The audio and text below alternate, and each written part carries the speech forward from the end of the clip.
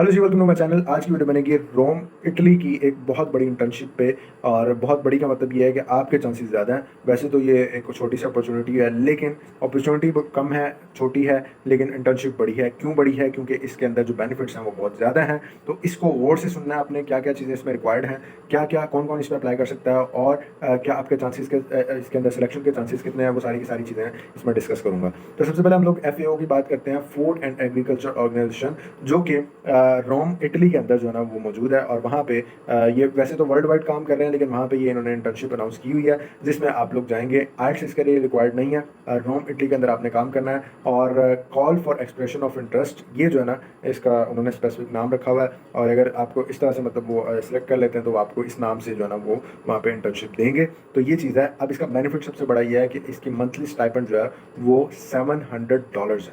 Monthly आपको दिया जाएगा $700। आप इसको कन्वर्ट कर लें अपनी करेंसी के अंदर तो देख लें कहाँ तक पहुँचेंगे। ठीक है, ये 3 से 11 महीने की हो सकती है। तो अगर कम से कम 3 महीने भी होते हैं तो $7,100 आप 3 महीने के अंदर कमा लेते हैं, जो कि शायद सालों साल लग जाते हैं कमाते हुए यहाँ पाकिस्तान में रहते हुए। तो इस वजह से मतलब पाकिस्तान में रहते हुए आपको इतने साल लग जाते हैं, तो अब आप वहाँ पे 3 महीने के अंदर जाकर कमा सकते हैं। और एक तो ये हो जाएगा कि आप इतना कमाएंगे, और दूसरा आप वहाँ पे चले जाएंगे, तो ये भी आपके लिए बहुत बड़ा बेनिफिट होगा। तो FAO ने ये रोम इटली के अंदर 3 से 11 मंथ की जो इंटर्नशिप है वो अनाउंस किया। इसकी लास्ट डेट अप्लाई करने के लिए जो डेडलाइन है वो है 26 अगस्त 2024। इससे पहले पहले आपने अप्लाई करना है, और जब भी आपको अभी टाइम मिलता है आप इस पर अप्लाई कर दें, क्योंकि इसका जो है ना वो अगर मिस हो जाती है, अभी आप सोचेंगे इसमें 2 महीने पड़े हैं, 1 महीना पड़ा हुआ है, या जितना भी टाइम पड़ा हुआ है, तो वो आपको भूल सकता है, आपके दिन से निकल सकता है, जो कि आपको नुकसान पहुंचाएगा। तो सबसे पहले आपने ये करना है कि आपने इस पर अप्लाई कर देना जैसे आप फ्री हो। इसको टू डू लिस्ट के टास्क में लिस्ट में डाल लें, या टास्क की जो जितने भी होते हैं वो आपने करने होते हैं, वटेवर जो भी आप लोग करना चाहते हैं।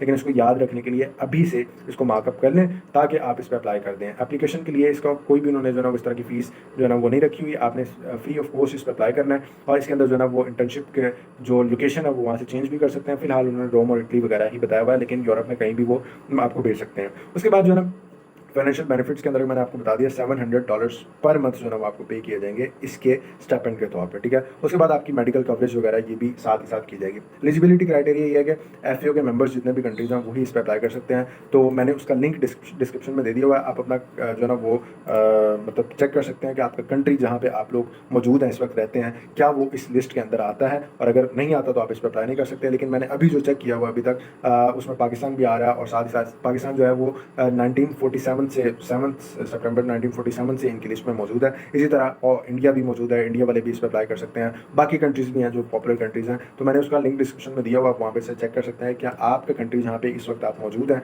या जहाँ के आप सिटीजन हैं, क्या आप वहाँ पे उसके थ्रू अप्लाई कर सकते हैं। तो ये सारी चीज़ें आपने चेक करनी है। उसके बाद आपकी एजुकेशन जो है वो कम से कम बैचलर्स होनी चाहिए। मास्टर्स वाले भी अप्लाई कर सकते हैं, PhD वाले भी अप्लाई कर सकते हैं, लेकिन कम से कम आपने ग्रेजुएशन की हो, बैचलर्स में आपने ग्रेजुएशन की हो। ठीक है, उसके बाद आइल्स जो है इसमें रिक्वायर्ड नहीं है। इसकी एज जो उन्होंने रखी है 21 ईयर्स ओल्ड से लेकर 30 ईयर्स ओल्ड तक जो है ना वो स्टार्ट ऑफ इंटर्नशिप तक होनी चाहिए। यानी कि इस एज से इस एज तक 21 से 30 ईयर्स तक जो है ना वो अप्लाई कर सकते हैं। अगर आपकी एज इसके दरमियान में कहीं पे भी है तो आप इस पर अप्लाई कर सकते हैं। इससे कम या इससे ऊपर वाले इस पर अप्लाई नहीं कर सकते।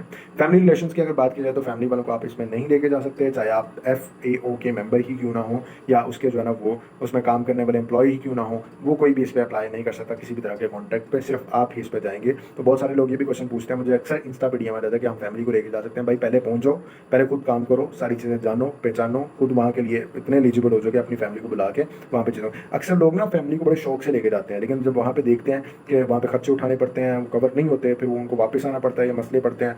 तो इस तरह ना किया करें, पहले वहाँ पे जाके बिल्कुल अपना जो है ना वो अपना सिस्टम ठीक किया करें, अपना प्रोसेस जो भी आपका है वो बिल्कुल आसान किया करें, फिर अपनी फैमिली को लेके जाया करें। क्योंकि आप तो सर्वाइव कर सकते हैं, लेकिन आपकी फैमिली आपके साथ नहीं कर सकती। उसमें फीमेल्स होंगे, ऑब्वियसली बच्चे होंगे या बड़े होंगे, वो नहीं कर सकते सर्वाइव। आप कर सकते हैं, आप यंगस्टर हैं, तो सबसे पहले आप खुद जाया करें, फिर फैमिली का सोचा करें। ठीक है, ऑब्वियसली फैमिली के बगैर रहना ज़रा मुश्किल होता है, लेकिन अब आपको कुर्बानी तो नहीं पड़ेगी।